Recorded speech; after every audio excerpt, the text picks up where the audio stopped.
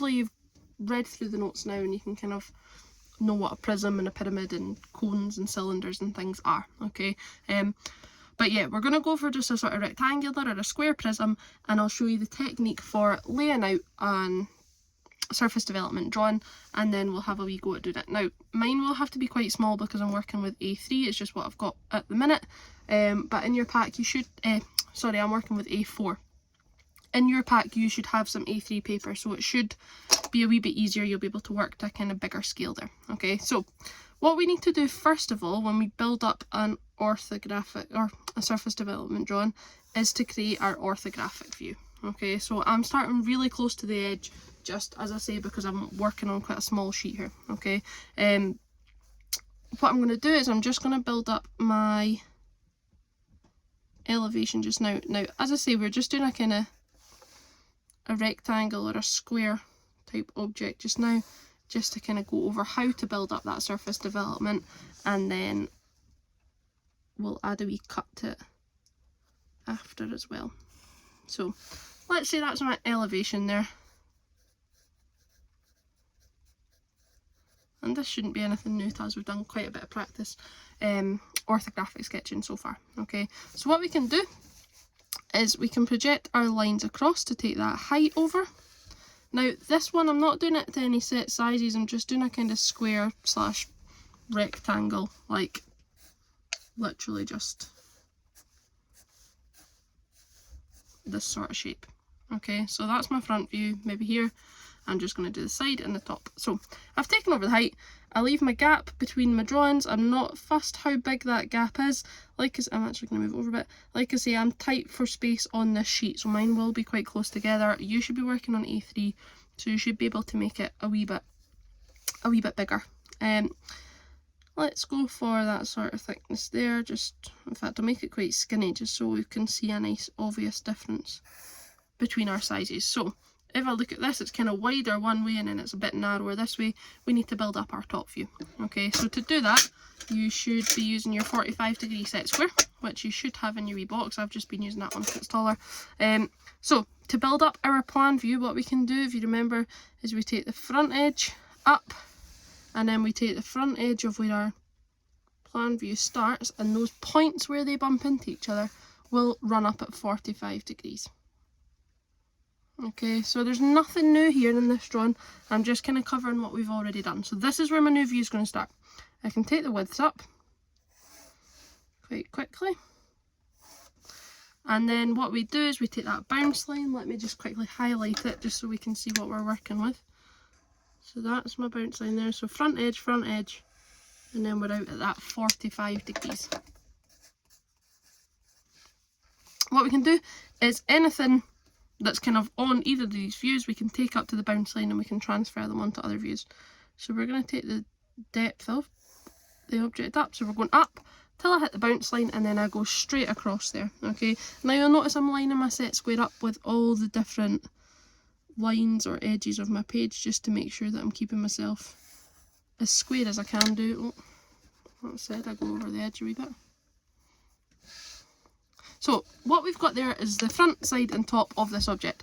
I don't want you to darken this up quite yet because we're going to add to it, but I am just going to darken it slightly just so I can talk you through it, so it's a wee bit easier for you to see what's happening.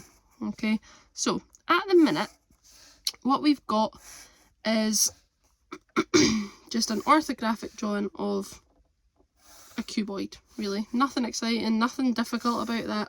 Okay, that should be something we can probably do with our eyes closed by this point. So what we can start to do now is we can start to work out what corners are what on our drawing so that we can create this surface development. Okay, now if you've read through the notes you will hopefully kind of understand what a surface development is at this point, but to put it in the most basic terms that I can think of, it's kind of like a net. Okay, so if you've probably looked at nets before in maths where we flatten out an object and we can see each face and how it kind of folds out. Okay, that's what we're going to go for here. Okay, so I'm going to start first of all by numbering up my plan just so I know what face is what. Okay, now it's totally up to you where you start. I'm just going to start in the top right, but I'm going to go 1, 2, 3, 4. Okay, and I'm going to relate these to the faces that I'm seeing here, and it'll start to make sense in a little bit. Okay, so the two that are nearest are the ones we're seeing. So at the front here we've got 2, and then at the front here we've got 3. Okay, now if we go directly behind 3, we'll have 4. Okay, so we can't see 4, we're looking at 3, but 4 is behind it, so I'm just going to put it in a wee bracket just so I know that that's what's there as well. Okay, and the same with this one, I'm looking directly at 2, but I know that 1 is hidden behind it, so I'm just going to put 1. Okay, and that's just why the one that's nearest to the view. And we can do the same here, so we're saying 1 is nearest to the view if we kind of follow the line. So this one here will be 1, and then this one here will be 2. Okay, and then if we go up 1, if we keep going, 4 is directly behind it, and then if we go up, 2's at the front, and then 3's directly behind that. Okay, now I know these numbers, you're probably looking at it going, what are you doing just now? It will start to make sense in a little minute. Okay, so now that we've got our orthographic view drawn, like I say, at the minute it's just a cube. We will be adding to this, which is where these numbers will start to come in handy. We want to now start building up this surface development, or this net. Okay, so what we can do is we know the height of this object, so we can project it right across. We've got those lines in place, so we can project the bottom, we can project the top, and that will give us our overall height of the object.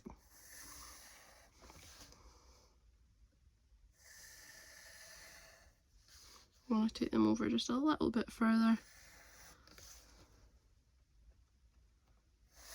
So we've taken this over, and like we do with everything else, we're going to just leave a gap. So I'm going to just call that EE for end elevation, and then plan.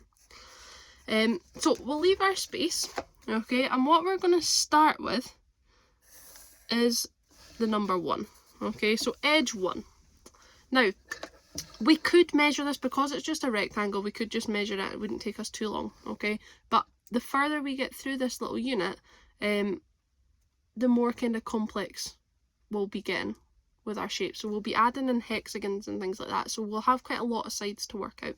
So I can say, right, edge 1 is there, and I need to work out how big face 1 to 2 is. So I can take a set of compasses. I've just put my pencil in there, and I can say, right, doesn't really matter what way round, but from 1 to 2 is going to be that size. Okay, so then I can say, right, on 1, I move it over to number 2, and that's me got that size there. So I can actually, I'm just going to put that there and call it number 2. Then I can say, all right, now I want to go from 2 to 3, and I can add 2 over to 3, and again I can just number that up. Then I'm going to go 3 to 4, and then I want to go 4, and I want to go back to the start. Okay, so whatever number you start on, it would obviously make sense to start on 1, but if you start on 1, you need to finish on 1. If you start on 2, you would need to finish on 2, etc, etc. Okay, so 1, 2, 3, we've got edge 4, and then we're back to 1 again. Okay, now for just now, I'm just going to lightly draw these in, just as my kind of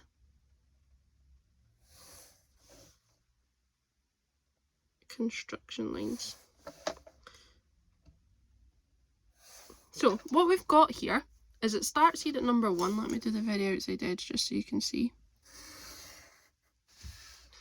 We've started at number 1, we've flattened our object out, and we've got all the different faces. Now, that's kind of where we're at the minute. We've got to do something to these lines, but I'm not going to quite do that now. But that's us kind of got what we would have for our surface development. We've got each face. You can see that they're skinnier and fatter based on the size of the face, but that's it. Okay, nothing too complex about it. What we are going to do is we're going to start mixing in, adding cuts to these objects, which is where these numbers, well, you can see the numbers are already starting to make sense to us. But we're going to say from this top corner here, we're just going to take a cut, really at any angle, I'm not bothered at all, but I'm going to chop that off, okay, which is why I asked you not to darken up your drawing, because yours will look slightly different. Now, we need to update, because we've cut a slope on this, we need to update our end elevation. Okay, now again, this shouldn't be anything new to us. We can just build it up the same way we would normally build up an end elevation. So we would see that front edge, and to be honest, that's all we're going to see at this point. but these numbers are going to make sense to us a wee bit more now. Okay, so what we can start to do is, now it's got a cut, this is not actually going to be the same sort of shape, so we've actually got a more sloping edge on it. So this has got quite an angle. Okay, so what we'll have is actually a face that looks like this, obviously. Then we'll have our shorter one, then we'll have another face that goes up and a back one. So this is what we want to now build and present in our surface development. Okay, so what we can do is say, right, edge number 1. Let's have a wee look, and I'm going to refer to this one because I just think it's a little bit easier. But I can find where edge number 1 is, and I know that 1 is going to be one of these shorter faces.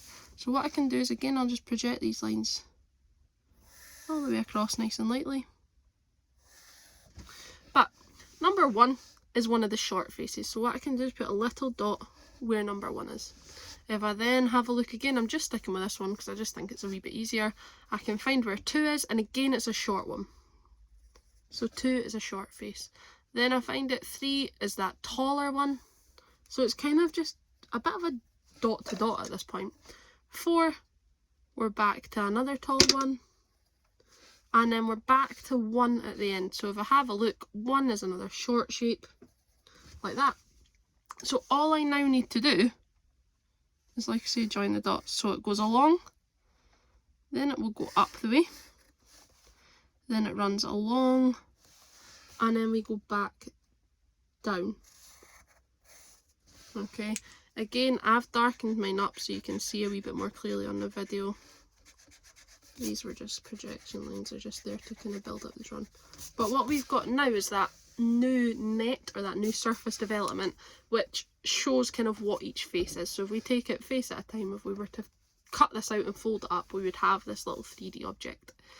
Our last thing we need to add when we're doing a surface development is our fold lines. Okay, so we've got used to kind of a few different lines by this point. We've got our light construction lines, we've got solid outlines, we've done some hidden detail, you've got center lines, and this new type of line that we need to add in, our fold line, it's long, short, short, long, short, short, long, and it's any line that will be folded. Okay, so you'll generally see them in a surface development drawing.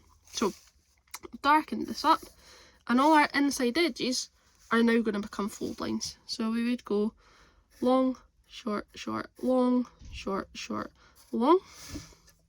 That would just say, if I was reading that, I could say, okay, a fold there. This one here, long, short, short, long, short, short, long, short, short. And you just keep going as much as you need to for the line. And that would be us. Okay, if we were going to kind of actually cut this out and make it into a little box, you might end up having like a wee flap that sticks together when you end up creating the object, and in that case you'd have a little fold line here, but that is not what we're asking you to do at this point. I just want to show you the kind of principle of how to build up a surface development drawing. Okay, and we would label this up, so it's not really terribly well labelled, but we've got our elevation, end elevation plan. We would label this one up. I've just not given myself much space because, like I said, I didn't know it would fit on the page. But this would be our surface development. Last wee thing would just be to add in your title block, so your third angle projection symbol, your name, units in millimeters, any other information you want to add. But yeah, that's how we would build up a basic surface development drawing. You need to create your orthographic drawing, which is nothing new to you at this point. The new bit is this kind of one here, and we're just projecting the faces over. We used a compass to take the size of each face, and then we essentially joined the dots once we'd added our cut. But that's the basics. And yeah, have a look at your assignments. We'll have another couple of videos, but that's your kind of first technique there.